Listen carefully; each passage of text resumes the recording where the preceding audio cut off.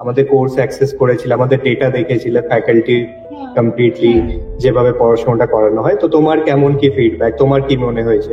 I think আমার কাছে মনে হয়েছে যে ফিজিক্স ওয়ালা এমন ভাবে পড়ায়, to be very honest, it's very affordable.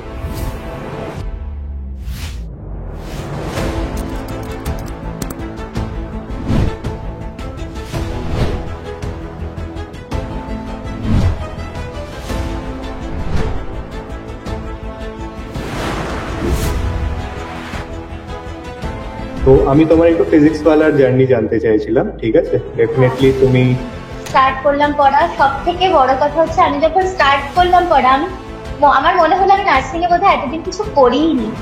But আমি যেহেতু খুব, আমার ইচ্ছা ছিল কি যে আমি রেলওয়েজ বা মানে আমার ওদিকেই যাওয়ার বেশি ইচ্ছা ছিল। নার্সিং পড়লে অনেক বেশি অপশন আছে, নিশ্চয়ই আছে। টু বি ভেরি অনেস্ট, আমি ভাবিনি এত কিছু। সবাই, মানে সবার নার্সিং এর ব্যাপারে ওই একটাই ধারণা থাকে। আপকামিং যারা আরআরবি অ্যাসপিরেন্ট, তুমি কিছু সাজেশন তাদেরকে দিতে চাও? তো Manjari, first of all congratulation to you, আজকে আরআরবি রেজাল্ট এসেছে and very congratulation to that তুমি এক্সাম ক্লিয়ার করেছো, রাইট?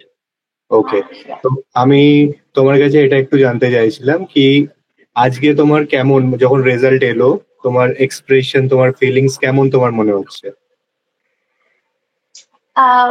সব থেকে বড় কথা হচ্ছে আমি, মানে আমি যেহেতু নার্সিং পড়েছি, সবার একটা ইচ্ছা থাকে যে নার্সিং পড়ার পরে নর্সের দেবে, এইমস এ যাবে। বাট আমি যেহেতু খুব, আমার ইচ্ছা ছিল কি যে আমি রেলওয়েজ বা আরআরবি, মানে আমার ওদিকেই যাওয়ার বেশি ইচ্ছা ছিল। তো আমি মেইনলি কম্পিটিটিভ এক্সামস এর জন্য পড়া স্টার্টই করেছিলাম টু গিভ আরআরবি। তো অবভিয়াসলি আমি তো ওভার এনথুসিয়াস্টিক যে আমার আরআরবি হয়ে গেছে, এটাই আর কি। Very nice. আরআরবি তুমি এই কোন জোনের জন্য দিয়েছিলে? কলকাতা। কলকাতা থেকে? আচ্ছা। ওকে হুম ওকে ওকে। তো আমার ব্যাপারে একটু বলে দিই, ঠিক আছে? আমি ফিজিক্স হুম। ওয়ালার নার্সিং টিম কমপ্লিটলি হ্যান্ডেল করি, ঠিক আছে? তো okay definitely okay. I am from also Bengal only, আমার বাড়িও কলকাতায়, আমার টালিগঞ্জের বাড়ি। ওকে। তো ওকে। আই ডু বিলিভ তুমি বেশি কমফোর্টেবলি থাকবে, ঠিক আছে? হুম। অ্যান্ড সবার থেকে প্রথমে আমি তোমার কাছে একটু জানতে চাইছিলাম কি তোমার জার্নিটা কিভাবে স্টার্ট হয়েছিল, মানে তোমার পড়াশোনা, তারপর মানে মাইন্ডে কি এলো? আমি ফার্স্টে তো পড়াশোনা 12 এর পরে করার পরে 11 12 এ আমি অত বেশি ভাবিনি কেরিয়ার সংক্রান্ত ব্যাপার, যেটা অনেক most of the young generation করে থাকে। কিন্তু তারপরে 12 এর পরে যখন নিট ক্লিয়ার হলো না, মানে আমার ফ্যামিলি মেম্বার সবাই বলেছিল কি যে গিভ ড্রপ দিয়ে দিতে, কিন্তু আমি, ওকে। আমার মনে হয়েছিল কি যে ড্রপ দিলে আমি আরো বেশি ল্যাগ করে যাব, বিকজ সবার ব্যাপারটা সেম হয় না। তো আমি যেহেতু আহ, আমাদের ওয়েস্ট বেঙ্গলে তো ডাব্লিউবিজেই দিয়ে জেনপ দিয়ে আম, এতে যায়, নার্সিং, বিএসসি নার্সিং এর জন্য কোয়ালিফাই করে, তো সেটাই আমি দিলাম। দেওয়ার পরে তো পেয়ে গেলাম, যেহেতু আমি চলে গেছিলাম, আমি ইয়ার ড্রপ করিনি। So okay. ওরম ভাবেই জার্নি স্টার্ট। আমি টু বি ভেরি অনেস্ট, আমি ভাবিনি এত কিছু। সবাই, মানে সবার নার্সিং এর ব্যাপারে ওই একটাই ধারণা থাকে, যে কিছু না কিছু চাকরি হয়ে যাবে, বাট ওই কিছু না কিছু চাকরি হলে তো আর হয় না সবার, তো সেই আর কি, ওটার জন্য পড়া। মানে কারেন্ট মার্কেটে আগের তুলনায় ডেফিনেটলি এখন অনেক এখন অপশন আছে। অনেক অনেক অপশনস আছে। নার্সিং পড়লে অনেক বেশি অপশনস আছে, নিশ্চয়ই আছে। হুম। রাইট। ওকে। অ্যান্ড ফ্যামিলির কি এক্সপ্রেশন, মা বাবার মানে কেমন, তোমাকে কি ফিডব্যাক দিচ্ছে, বা ঘরের কি এক্সপ্রেশন ও একটু জানো? ওকে। বাবা মা তো অলরেডি খুশি ছিলই, কারণ আমি নর্সেট অলরেডি পেয়ে গেছি। আচ্ছা। আমি অলরেডি এইমস দেওঘরে ওয়ার্কিং। ওকে মানে ওকে ওকে। তো বাবা মা অলরেডি খুশি ছিলই, কিন্তু কালকে রেজাল্টটা বেরোনোর পরে বাবা মা আরো বেশি খুশি, ভাই বেশি খুশি। এরকম ওকে। মানে সবাই ফোন করে বলছে যে না, তুই পর পর পেয়ে গেছিস দুটো। Very nice. মানে আমি ভাবতে পারিনি কি যে দুটোই হবে, এটাই ব্যাপার। হ্যাঁ, দুটো এক্সাম সেন্ট্রাল লেভেলের এক্সাম, রাইট? তো ওটা ক্র্যাক হ্যাঁ। করা ইটস নট ইজি অ্যাকচুয়ালি। তো ডেফিনেটলি মানে এটা খুবই ভালো। আমি এটা জানতে চাইছিলাম কি পরবর্তীকালে তুমি এমসেই কন্টিনিউ করবে? না, আমি এইমস এ মানে অনেকের থাকে যে AIIMS is a brand, hmm. Obviously AIIMS is a brand. But সবার পার্সপেক্টিভ আলাদা। তো আমার মনে হয় আমি আমার বাড়ির কাছে থাকতে বেশি পছন্দ করব। At the end of the day তখন আর ব্র্যান্ড থাকবে না, তখন মনে হবে যে বাড়ির কাছে থাকি। যেটা সঙ্গে রাইট, সবার নাও হতে পারে। কারণ সবাই ওই নর্সেট দেওয়ার পরেও যে যখন অন্য সিটিতে পেয়ে যায় সে নিজের সিটিতে দেওয়ার জন্য আবার নর্সেট দেয়। তো আমি যখন সেই চান্সটা পাচ্ছি আমি কেন যাব না। ওকে। তো আমি তোমার একটু ফিজিক্স ওয়ালার জার্নি জানতে চাইছিলাম, ঠিক আছে? হ্যাঁ। ডেফিনেটলি তুমি হুম। আমাদের কোর্স অ্যাক্সেস করেছিলে, আমাদের ডেটা দেখেছিলে, ফ্যাকাল্টির হুম। কমপ্লিটলি হুম। যেভাবে পড়াশোনাটা করানো হয়। তো তোমার কেমন কি ফিডব্যাক, তোমার কি মনে হয়েছে? প্রথম কথা তো আমি ফিজিক্স ওয়ালার ব্যাপারে জেনেছি ইউটিউব থেকে। তো ইউটিউব থেকে জানার পরে আমি অনেকদিন ধরে অ্যাপটা ডাউনলোড করে রেখেছিলাম। তো প্রথমে আমি কিছু ফ্রি ভিডিওস পড়তাম। তারপরে যখন আরআরবি রিক্রুটমেন্ট বেরোলো দেন আই থট কি না এবার একটা মানে আসলে কিছুতে না ভর্তি হলে ওই ডিসিপ্লিনটা আসে না যে আমাকে পড়তে হবে। ডেফিনেটলি। তো আমি পড়লাম। তো যাই হোক আমি স্টার্ট করলাম পড়া। সব থেকে বড় কথা হচ্ছে আমি যখন স্টার্ট করলাম পড়া আমি আমার মনে হলো আমি নার্সিং এ বোধহয় এতদিন কিছু পড়িইনি যেগুলো আমি এখন পড়ছি। মানে টু বি ভেরি অনেস্ট, আমার কাছে মোহিত স্যার, ঋতু ম্যাম এরা যা ভাবে আমাকে পড়িয়েছে, আরো যত ফ্যাকাল্টিজ আছে যা ভাবে আমাকে পড়িয়েছে, মোহিত স্যারের থেকে আমি পুরো ইসিজি শিখেছি। তো মানে ওরম ভাবে আমাকে বোধহয় ইসিজি আর কেউ বোঝাতে পারতো না। তো এটাই একটা ব্যাপার। তো আমার মনে হয় না আমি অন্য কোথাও থেকে পড়ে। আর সব থেকে বড় কথা অনেক কেউ অনেক এমসিকিউ সলভ করে করে। আমি একজন খুবই থিওরি বেসড আর মানে থিওরি বেসড বলবো না, আমি একটু মানে যে নোটস গুলো সেইগুলোই আমি বেশি পড়ে এ করি। তো অনেকে অনেক এমসিকিউ করেছে, আমি তেমন অত বেশি এমসিকিউস করিনি টু বি অনেস্ট।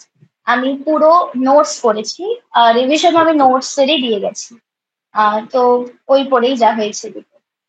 মানে আই ডু বিলিভ তুমি এটা বিলিভ করো কি কনসেপ্টটা ক্লিয়ার হওয়া খুব জরুরি, তাই তো? Yes, concept is far more important than the MCQ. অনেক এমন আছে যারা আমাকে বলেছে এমসিকিউ সলভ কর হয়ে যাবে, বাট আই থিঙ্ক কনসেপ্ট থাকলে এমসিকিউ সলভ এমনি হয়ে যায়। একটা কনসেপ্টে 4টে এমসিকিউ কোশ্চেন আসতে পারে, রাইট? তো হ্যাঁ, তোমার কিন্তু যদি একটা কনসেপ্টটা এমসিকিউ তে চারটে হয় না। এটাই। রাইট, রাইট, এটাই। Right, right. ওকে। তো এই জার্নিতে তোমার কোনো একটা সাবজেক্ট যেটা তোমার মনে হচ্ছে খুব ডিফিকাল্ট, বা তুমি এখনো মনে হচ্ছে সেটা ডিফিকাল্ট? না, না, আমার কোনো সাবজেক্টে ডিফিকাল্ট মানে নন নার্সিং এর পার্টটা আমি অ্যাকচুয়ালি যেহেতু আমি আরআরবির জন্যই মেনলি প্রিপেয়ার করছিলাম, তো আমি নন নার্সিং এর পার্টটা একটু বেশি জোর দিয়ে পড়েছিলাম বিকজ আরআরবিতে একটু টাফ থাকে নন নার্সিং রাদার রাইট। দেন নর্সেট বা আদার নার্সিং এক্সামস। তো একটু ওটা আমি একটু ডিফিকাল্ট ভেবেই তাই জন্য একটু বেশি জোর দিয়ে পড়েছি, বাট ডিফিকাল্ট কিছুই নয়। ম্যাথস ঠিকঠাক ছিল।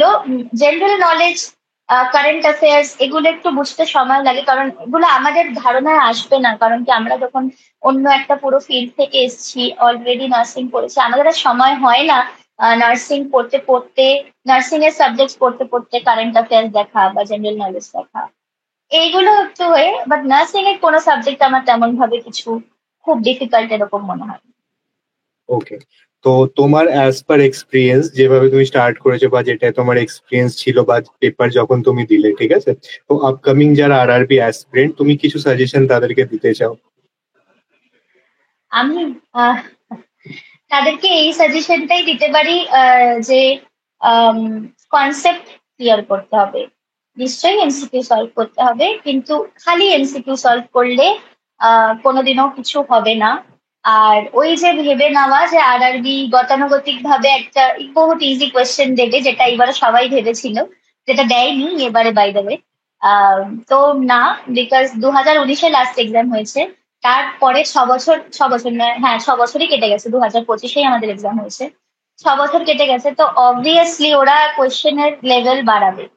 তো ওই ভেবে যে আরআরবি ইজি কোয়েশ্চেন দেবে, অনেক তো ভেবেছিল অ্যাকচুয়ালি, এই ভেবেও অনেক কারোর কেটে গেছে। আহ হয়নি, জাস্ট একটুখানির জন্য কেটে হুম। গেছে, কাট অফ বেরিয়ে গেছে। রাইট। তো আমি আমি সেটাই বলতে চাই কি যে এতটাও ইজি নেওয়া উচিত নয় সবকিছু, আবার এতটাও মানে ওই এমসিকিউ মানে অতটাও ফ্রিলিও নেওয়া উচিত নয় যে না খালি এমসিকিউ করলে হয়ে যাবে। আই থিঙ্ক মনে হয়, আমার মনে হয় কি যে কোন মানে ফিজিক্স ওয়ালা, আই থিঙ্ক আমার কাছে মনে হয়েছে যে ফিজিক্স ওয়ালা এমন ভাবে পড়ায়, to be very honest, it's very affordable. তো এমন কিছু এক্সট্রা ফিজ ফিজিক্স ওয়ালা বা নার্সিং ওয়ালা নেয় না, যেটা সবাই দিতে পারবে না। এর থেকে অনেক ফিজ আমরা অনেক জায়গায় দিয়েছি। তো মেবি আমার মনে হয় এটা একটা করা উচিত সবার, যে তাহলে ডিসিপ্লিনে থাকবো। ডেফিনেটলি মানে আমার এটা মনে হয় অ্যাজ আ স্টুডেন্ট লাইফ, ঠিক আছে, আমি যদি হার্ড ওয়ার্ক, আমি যদি এফর্ট দিচ্ছি রাইট, বাট ওটা রাইট অ্যাপ্রোচে আমাকে দিতে হবে। কেউ যদি আমাকে হুম। একটা রোড ম্যাপ বানিয়ে দেয় কি এই অ্যাপ্রোচে আমি যদি এগোতে পারি তাহলে জিনিসটা বেটার হবে, তাহলে তোমার ইয়েস। ওটা বেনিফিশিয়াল হবে। তো Manjari, lastly wish you a very congratulation to you, ঠিক আছে। Thank to you. Definitely I do believe তুমি নর্থ সেট থেকে তুমি আবার চলে আসবে কমপ্লিটলি আরআরবি থেকে, ইভেন তুমি কলকাতা বাড়ি ফিরে চলে আসবে, ঠিক আছে। হ্যাঁ, আশা অ্যান্ড করছি। ইভেন ফ্রম দ্য ফিজিক্স ওয়ালা অ্যান্ড দ্য নার্সিং ওয়ালা ফ্যামিলি, ডেফিনেটলি আমরা অনেক বেশি সারপ্রাইজ একটা কিছু প্ল্যান করবো। You will be updated on that completely, ঠিক আছে। টিল ওকে। দেন, কথা বলে খুবই ভালো লাগলো। Wish you a very healthier future journey completely from my end, thank you. ঠিক আছে। Thank you so much, thank you so much. Okay Manjuri, thank you for your time, thank you. Thank you.